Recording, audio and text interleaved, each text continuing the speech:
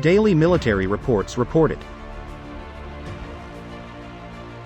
President Joe Biden plans to use his meeting with Prime Minister Yoshihide Suga on Friday to send a signal to China that the countries are united in their opposition to recent aggression against Taiwan as the U.S. seeks to refocus its foreign policy in East Asia.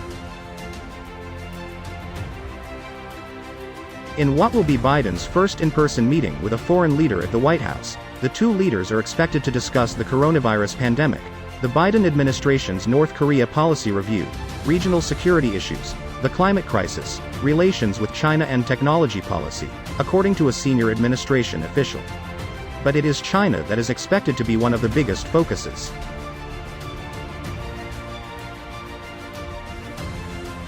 The leaders are expected to speak in depth about China, the official said, as the US and Japan seek to play a steady, careful role to underscore our mutual commitment to maintenance of peace and stability, and to take steps to calm tensions and to discourage provocations. We're trying to send a clear signal that some of the steps that China has taken, including its recent actions in Taiwan's air defense zone, are antithetical to the mission of maintaining peace and stability, the official said. China sent 25 warplanes into Taiwan's air defense identification zone on Monday, which was the largest breach of that space since the island began regularly reporting such activity in September, Taiwan's defense ministry said.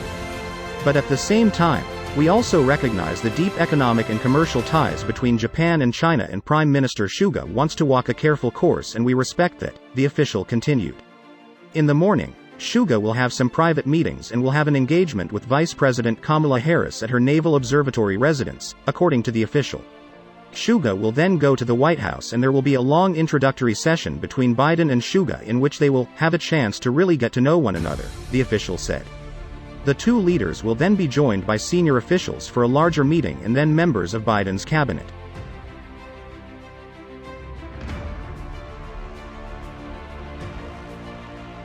The most important element of this visit is for leaders to understand one another, to build trust and confidence, the official said, and really to take what is our most important alliance to the next level so that we're not only cooperating on security and foreign policy issues but increasingly on technology and economic issues and across the board. The two leaders will also focus on North Korea, as the U.S. is nearing the conclusion of its North Korea policy review, the official said.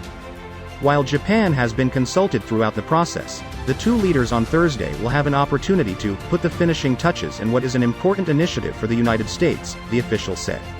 National Security Advisor Jake Sullivan recently met with his South Korean and Japanese counterparts in Annapolis, Maryland, in order to discuss the administration's North Korea policy review. The review included extensive consultations with members of the Trump administration about diplomatic engagements with North Korea.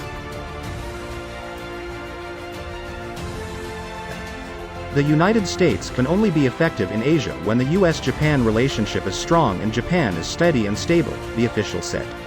A part of that relationship is the Japanese relationship with South Korea, which has deteriorated in recent years. It is concerning to the Biden administration, the official said, even to the point of being painful for us, to see relations between Japan and South Korea fall to the current level, and will be a part of their discussion. The political tensions are such that we believe it actually impedes all of our abilities to be effective in Northeast Asia, and I think the president will want to discuss this in some detail with Prime Minister Suga, the official said. Relations between Japan and South Korea have been at a historic low point amid ongoing disputes over the sensitive historical issues, namely Japan forcing Korean women into sexual slavery during World War II. 2. U.S. officials have said improving relations is central to an Asia policy built around multilateralism. We fully understand that this is a bilateral matter between South Korea and Japan, the official said, but as a friend to both we have an interest in seeing relations improve between these two great democracies. The meeting between the two leaders will also result in a series of announcements on technology and climate change. The Biden administration will announce on Thursday a Japanese commitment to an initiative to work on 5G and next steps beyond 5G, $2 billion working in partnership with the United States, the official said. Suga also intends to discuss with Biden specific steps on climate that we believe will put Japan at the lead in terms of an ambitious set of goals for 2030, according to the official.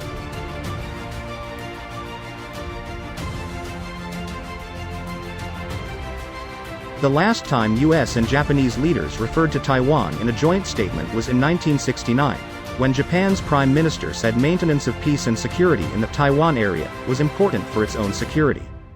That was before Tokyo normalized ties with Beijing. The move now aims to ratchet up pressure on China. However, such a statement appears likely to fall short of what the United States has been hoping to see from Suga, who inherited a China policy that sought to balance security concerns with deep economic ties when he took over as premier last September. In a statement after a March meeting of US-Japan defense and foreign ministers, the two sides underscored the importance of peace and stability in the Taiwan Strait, and shared serious concerns about human rights in Hong Kong and Xinjiang.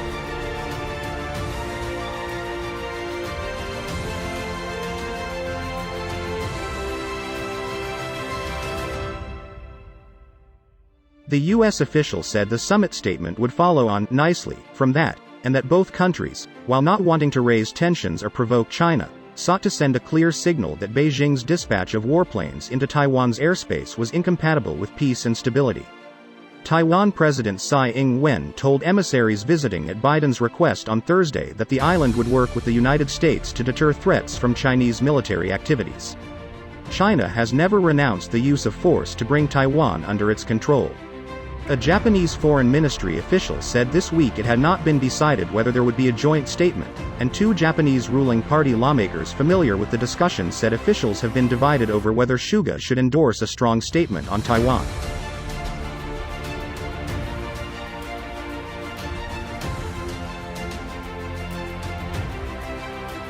The U.S. official said Washington expected, each of our countries has slightly different perspectives, and would not insist on Japan somehow signing on to every dimension of our approach. We also recognize the deep economic and commercial ties between Japan and China, and Prime Minister Suga wants to walk a careful course, and we respect that, he added. With his first in-person summit with Suga and another planned with South Korea's leader in May, Biden is working to focus U.S. military and diplomatic resources to the Indo-Pacific and managing China's rising global power, which Biden sees as the critical foreign policy issue of the era. The big issues that are playing out in the Western Pacific, and Afghanistan was really receiving a disproportionate amount of time and focus and attention to the senior-most leadership, said the U.S. official, after Biden announced plans to withdraw U.S. forces from Afghanistan by Sept. 11. Biden hopes to energize joint efforts with Australia, India and Japan, known as the Quad, plus South Korea, to counter both China and a longtime foe, North Korea. Biden and Suga are expected to announce plans for the next Quad meeting on Friday, the official said.